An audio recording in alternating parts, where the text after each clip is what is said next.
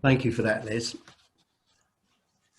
Last week, Anne spoke to us about the three R's. And I wonder, do you remember what the three R's were? Anne's smiling, so she obviously remembers what they are. And Nigel's putting a thumb up because, well, let's face it, he had to remember, didn't he? Otherwise, he'd be in big trouble. But I'm gonna go through them, but I'm going to do it in slightly the reverse order. Now, the last one that Anne spoke about was resilience. The resilience that we have, that God calling us, that we rely upon that. The second one was R for rock. Peter being called. Peter was the rock on which Jesus was going to build his church. Despite all Peter's foibles, all the things that he did wrong, didn't matter. Jesus was going to build his church upon his rock. And then the first one, which I'm doing last, is that reproduction rate, the R word that we hear every week, which is slightly changed. I think it's from 0.9 to 1.1 or something at the moment, but it seems to be steadying out at that level. But of course, Anne spoke about it in the context of a Christian reproductive rate. So what are we doing as we speak to our family and friends to spread not a pandemic in a sense that something that's bad for you, but a pandemic that tells us all about the love of God? So I'm going to be incredibly careful as I ask you, has your reproductive rate been this week? Another challenge, really, isn't it? And now to our reading for today. But I'm going to go back slightly further once again. I'm going to go back to start with the story of Jesus being baptized by John the Baptist. After that took place, Jesus went into the desert for 40 days and 40 nights. And during that time, he was tempted by the devil. Yet on each occasion, Jesus rejects all that the devil has to offer. You can have all the nations of the world. I will give them to you and they will bow down to them. If you bow down to me, the devil says to Jesus. But on each occasion, Jesus rejects them. And so eventually the devil gives up, not for good, for he says he will come back at a more opportune time. Perhaps that moment when Jesus is at his lowest. And here, in our reading of today, is one of those moments where the devil comes back. Peter, that rock that we heard about last week, that Jesus was going to build his church upon, Peter, who God had revealed to that Jesus was in fact God's son, the Messiah, is now being used by something totally different. Instead of the Holy Spirit directing Peter's heart, you can almost see the devil is getting in there, sowing the seeds of doubt into Peter's mind of what Jesus needs to do. Of course, the devil's good at that, isn't it? Sowing deep seeds of doubt.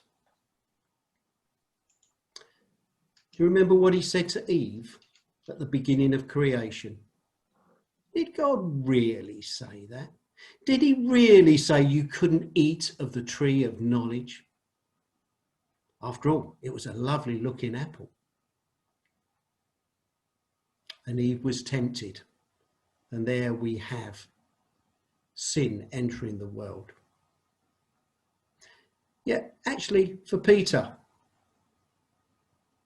as he hears the words of Jesus, as Jesus starts to explain all the things that's going to happen, you can understand where Peter perhaps is coming from, where those seeds of doubt that the devil sows that are allowed to become part of what he's thinking.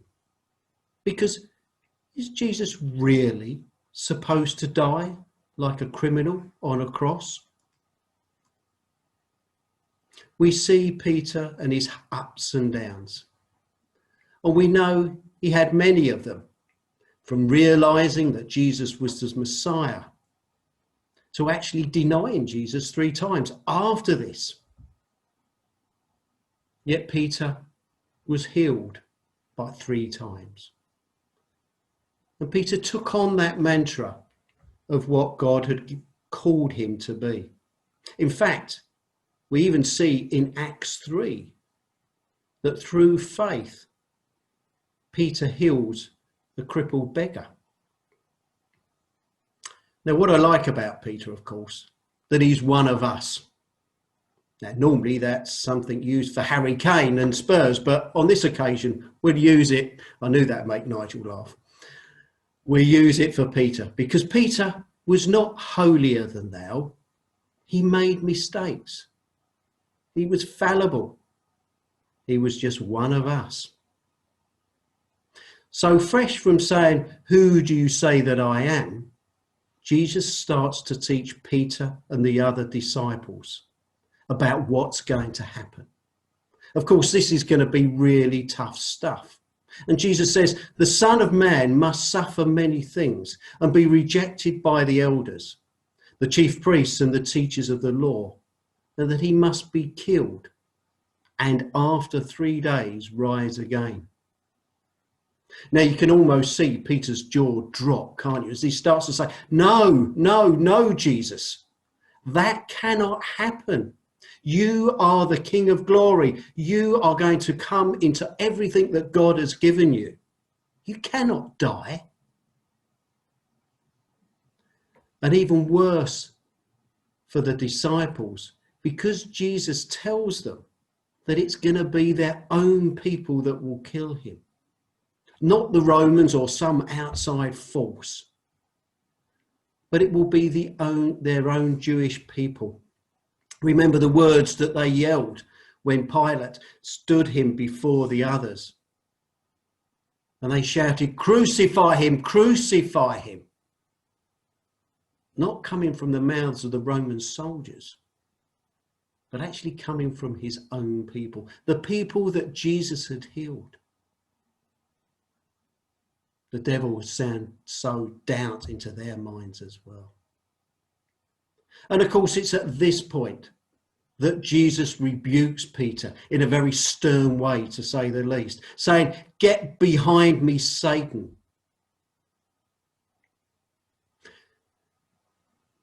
Now, it's not surprising. Peter had actually missed the point because he'd not listened to everything Jesus has said. He'd heard the first bit about that he must be crucified. But right at the very end, Jesus said, "And after 3 days, rise again." That point must have totally passed over Peter's head, and quite understandably so. He must have been reeling from what he'd just heard, because his desire to see Jesus come into his kingdom, an earthly kingdom, was from a human point of view. How many times I wonder that what we do, may not intentionally, but we convince ourselves that our desires are the same as God's desire. But God, of course, sees the bigger picture. He knows the story. He knows what is good for us and what is not. The trick, if we can possibly do it, is to put ourselves totally in the hands of God. Easier said, done, of course. And what is Jesus actually referring to when he says, "Take up your cross and follow me"? Jesus's procession into Jerusalem was not going to be a vitriolic march overthrowing the Romans, but instead it was going to be a funeral cortege, because it would lead to Calvary. But of course, that's the point for us also. To put our lives into the hands of Jesus means that we too have sacrifice to make. Sometimes may be tougher than others, because our faith is not a pleasant Sunday afternoon walk, is it? Because following Jesus and taking his gospel as a template of our life can look madness in many ways to the ways of the world. But of course, this is a challenge of the church. It's a challenge for each one of us. It's a challenge through every generation to live God's way. Because when we do, that is when the kingdom of heaven touches earth. We've already heard a little bit about the Exodus story from Helen earlier, when God called Moses through the burning bush. For Moses, it was a challenge because God was asking Moses to put his life and quite possibly the lives of the whole Jewish nation into his hands. Obviously, in hindsight, we can see and we know that that was a safe pair of hands. But for Moses at the time, he was unsure.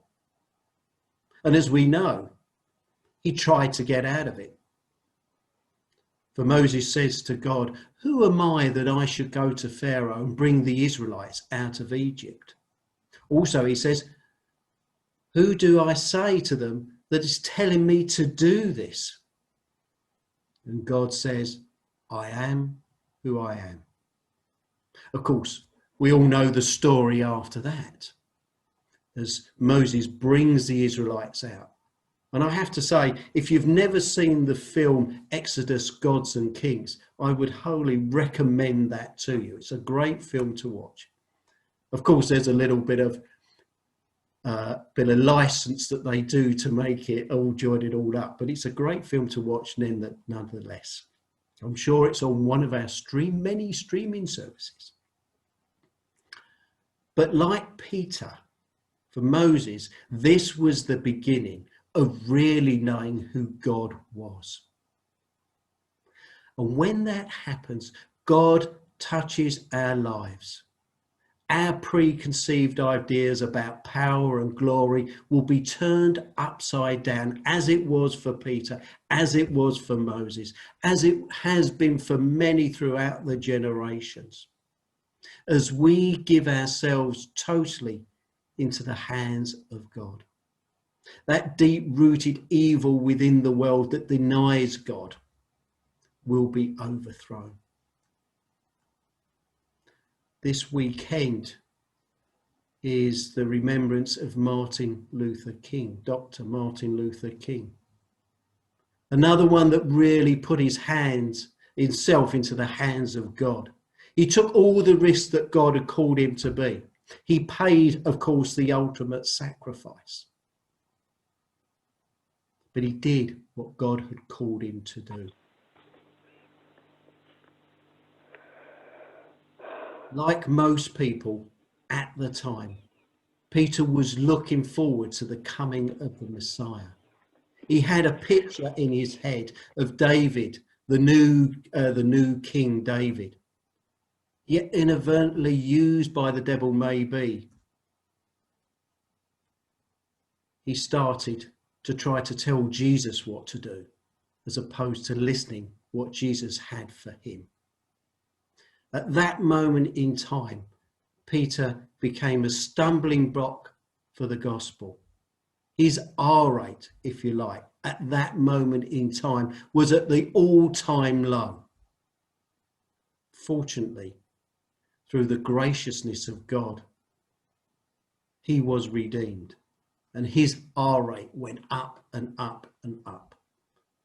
And so that's the continuing challenge that each one of us, doesn't matter who we are, whether you're the vicar or not, we all have that challenge that God gives us through his son, Jesus Christ. Have we become a stumbling block for the gospel? What is our R-rate?